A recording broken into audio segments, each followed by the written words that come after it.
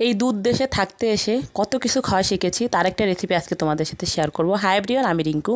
আমার নতুন একটা ব্লগে সকলকে স্বাগতম। তো আমি যা যা রান্না করব সব কিছু গুছিয়ে নিয়েছি। তো আজকে বানাবো সে শুটকি ভর্তা, কাঁঠালের বিচি দিয়ে শুটকি ভর্তা বানাবো, আর ডিমের তরকারি রান্না করব। তো আসলে রান্না বান্না খাওয়া একটু চেঞ্জই হয়ে গিয়েছে। অ্যাকচুয়ালি মুখে কারোই তেমন রুচি নেই, ঠান্ডা জ্বর সবারই মোটামুটি আছে। তাই ভাবলাম যে রুচি ফেরানোর একটা রেসিপি বানানো যেতেই পারে। তো আমি কড়াই বসিয়ে দিয়েছিলাম, কড়াইতে আগের দিন মাছ ভেজেছিলাম, যার কারণে হচ্ছে কালারটা এরকম আসছে আর কি। তো আমি প্রথমে কয়েকটা মরিচ ভেজে নিয়েছি, তো শুকনো মরিচটা ভেজে নিয়ে এলাম। তো ভেজে আমি নামিয়ে নিয়ে তারপর হচ্ছে আমি এখানে কাঁঠালের বিচি দিয়ে দিয়েছি। তো কাঁঠালের বিচিগুলো আমি হচ্ছে কেটে নিয়েছিলাম, কেটে আমি একটু সিদ্ধ করে নিয়েছিলাম। তো কাঁঠালের বিচিটা একটু সিদ্ধ করে নিলে ভালো হয়, কারণ হচ্ছে কাঁঠালের বিচিটা একটু সিদ্ধ হতে টাইম লাগে। তো আমি কাঁঠালের বিচিটা একটু সিদ্ধ করে নিয়েছি। তো কাঁঠাল খাওয়া হয়েছিল, তো কিছু বিচি আমি রেখেছিলাম, অনেকটা ফেলেও দিয়েছি, কারণ আমার কাঁঠালের বিচিটা অত পছন্দ নয়, কিন্তু আমার হাজব্যান্ড খুব পছন্দ করে। তো দেখো কাঁঠালের বিচিগুলো আমি একটু ভালো করে ভেজে নিয়েছি। তারপরে দিয়ে দিলাম রসুন আর পেঁয়াজ, একটু বেশি করে রসুন পেঁয়াজ দিতে হবে, যেহেতু শুটকি রান্না করা মানে শুটকি ভর্তা বানানো হবে। তো আমি একটু লবণ আর হলুদ দিয়ে দিলাম পরিমাণ মতো। তো দিয়ে ভালো করে ভেজে নিয়েছি। তারপর হচ্ছে মাঝখানটা ফাঁকা করে শুটকি মাছগুলো দিয়ে দিলাম। তো এখানে চাপা শুটকিগুলো আমি হচ্ছে ধুয়ে নিয়েছিলাম, পরিষ্কার করে সুন্দর করে পরিষ্কার করে নিয়েছিলাম। তো চাপা শুটকিগুলো দিয়ে আমি হচ্ছে ভালো করে ভাজা ভাজা করে নিয়েছি, কারণ আর শুটকিগুলো চাপা শুটকিগুলো কিন্তু ভাজতে ভাজতে দেখা যায় কোনো অস্তিত্ব খুঁজে পাওয়া যায় না, কারণ এই মাছটা অনেক নরম, গলে যায় একেবারে।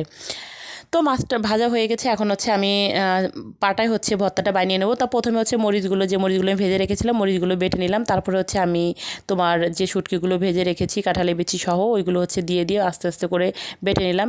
বাটা হয়ে গিয়েছে, আর কাঁটাগুলো কিন্তু আমি বেছে নিয়েছি, কিছু কাঁটা আছে ওগুলো বেছে নিয়েছি। যখন আপনারা ভর্তাটা বানাবেন তখন হচ্ছে বেছে নেবেন। তারপরে এই যে বাটা শেষ, আমি একটু লবণ দিয়ে দিচ্ছি, আর হচ্ছে সরিষার তেল দিয়ে ভর্তাটাকে ভালো করে হাতে মেখে নেব। তো এইভাবে ভালো করে মেখে নিলেই আমার ভর্তা রেডি। এই ভর্তাগুলো কিন্তু অনেক মজা লাগে। আমি কিন্তু অ্যাকচুয়ালি আমাদের এলাকায় শুটকিটা কিন্তু খাই না, তো আমি এখানে এসে কিন্তু শুটকি খাওয়া শিখেছি। তো ভালোই লাগে এখন, শুটকি ভর্তা আমার কাছে অনেক মজা লাগে, আমার হাজব্যান্ড অনেক পছন্দ করে। তো অ্যাকচুয়ালি এক জায়গা থেকে আরেক জায়গায় না থাকলে আসলে বোঝা যায় না, একই জায়গায় থাকলে একই রকমের খাবার দাবার, তো যার কারণে হচ্ছে একটু ভিন্ন জায়গায় থাকলে বিভিন্ন রকমের খাবার দাবারের সাথে পরিচিত হওয়া যায়। আমার কিন্তু এই জিনিসগুলো খুব ভালো লাগে, আমি এনজয় করি, আর নতুন নতুন জিনিস শিখতে আমার খুব ভালো লাগে, এই আর কি।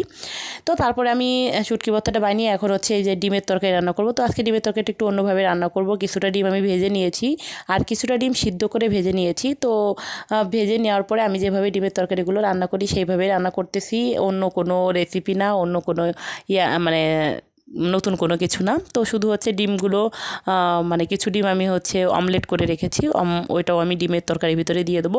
এইভাবে রান্না করলে কিন্তু খুব ভালো লাগে, দুই প্রকারের ডিম দিয়ে রান্না করলে। তো বরাবর দেখা যায় একভাবেই রান্না করি, না হলে ভেজে রান্না করি, না হলে সিদ্ধ করে রান্না করি। তো আজকে ভাজা প্লাস সিদ্ধ দুটোই দিয়ে দিলাম। তো আমার হচ্ছে ডিমগুলো ভেজে নেওয়ার পরে আমি কড়াইতে একটু জিরে ফোড়ন দিয়ে দিয়েছিলাম পেঁয়াজ আর রসুন দিয়ে আমি ভালো করে হচ্ছে ভেজে নিয়েছি। তো ভাজা শেষ, আমি একটু জল দিয়ে দিলাম যাতে মশলাগুলো পুড়ে না যায়। এখন হচ্ছে আমি বাটা মশলাগুলো এখানে দেবো, যার কারণে একটু জল দিয়ে দিলাম। আর বাটা মশলাটা দেওয়ার আগে অবশ্যই একটু জল দিয়ে নিতে হবে, না হলে হচ্ছে পেঁয়াজটা পুড়ে যাবে, কারণ পেঁয়াজটা ভাজা হয়ে গিয়েছে যার কারণে। তো এখন হচ্ছে আমি এখানে জিরা, তারপরে হচ্ছে জিরা বাটা দিব, যেহেতু রসুন আর পেঁয়াজ হচ্ছে আমি এখানে গোটাই দিয়েছি, আর এখানে আমি আদা বাটা ইউজ করব না। আদা বাটা আমি সব কিছুতে খাই না।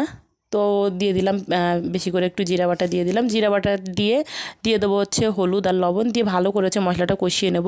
তো মশলাটা কষানো হয়ে গিয়েছে, এখন হচ্ছে আলু দিয়ে দিচ্ছি। আলুটা কিন্তু সিদ্ধ করা ছিল, আর কাঁচামরিচ ফালি করা ছিল, দিয়েছি। দিয়ে ভালো করে কষিয়ে নিয়েছি। কষানোর পরে ডিমগুলো দিয়ে এখন হচ্ছে পরিমাণ মতো ঝোল দিয়ে দেবো। তো ঝোলটা দিয়ে আমি কিছুটা সময় জাল করে নেব। জাল করে যখন হচ্ছে আমি দেখবো তো তরকারিটা হয়ে গেছে, তখন একটু ভাজা গরম মশলা গুঁড়ো আর হচ্ছে ভাজা জিরে গুঁড়ো দিয়ে আমি হচ্ছে নামিয়ে নেবো। তো আমার রান্না কিন্তু রেডি। তো রান্না শেষ, এখন হচ্ছে নামিয়ে নিলে হয়ে যাবে। তো আজকের ভিডিওটা এই পর্যন্ত। যদি কিছু ভালো লাগে লাইক করো, কমেন্ট করো, আর প্লিজ ভিডিওটা শেয়ার করে পাশে থেকে ফেসবুক থেকে দেখলে ফলো দিও, ইউটিউব থেকে দেখলে সাবস্ক্রাইব করে দিও।